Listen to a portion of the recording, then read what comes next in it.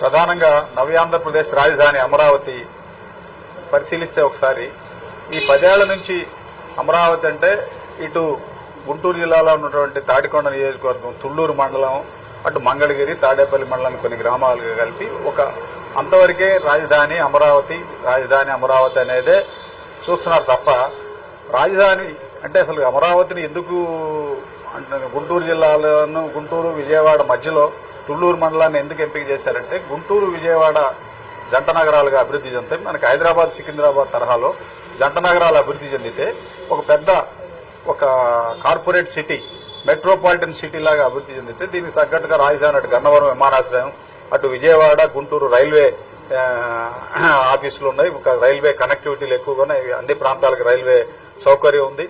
అటు కృష్ణానది ఒడ్డు ఉంది, అటు నీటి సౌకర్యాలు, ఇలా రకరకాల అటు సముద్ర తీర ప్రాంతం అన్ని వనరులు ఉన్నాయనే ఉద్దేశంతో రాజధాని ఎంపిక చేశారు.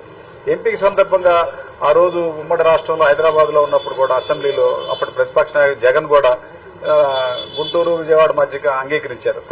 రకరకాల కారణాలతో 2014-19 మధ్య రాజధాని పూర్తి కాలేదు. 19-24 మధ్య వచ్చినటువంటి జగన్ ఈ రాజధాని 3 రాజధానులనని అమరావతిని పూర్తిగా వదిలేసి దాన్ని మూలపడేశారు. తిరిగి ఏడాది క్రితం రాజధాని మళ్ళీ ట్రాక్ లోకి రావడం, చంద్రబాబు మళ్ళా సీఎం కావడం, ఇప్పుడు అమరావతి సుమారుగా ఒక 70,000 కోట్ల రూపాయలతోటి వివిధ అభివృద్ధి కార్యక్రమాల కింద టేకప్ చేశారు.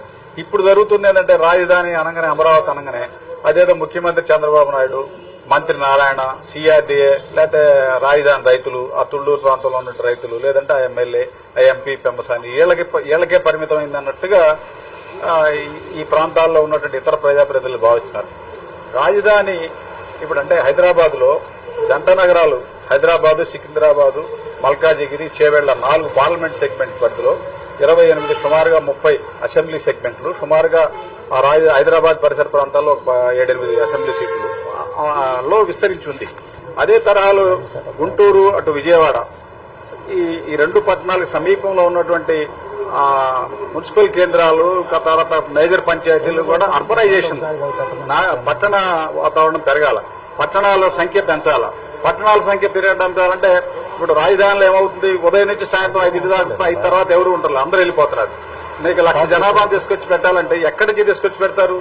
అందువల్ల వీటిని దృష్టిలో ఉంచుకొని ప్రధానంగా గుంటూరు, కృష్ణా జిల్లాలో ఉన్నటువంటి ప్రజాప్రతినిధులు కానీ, ప్రభుత్వం కానీ, వీళ్ళంతా కూడా అర్బనైజేషన్ పెంచడం కోసం దృష్టి పెట్టాలి.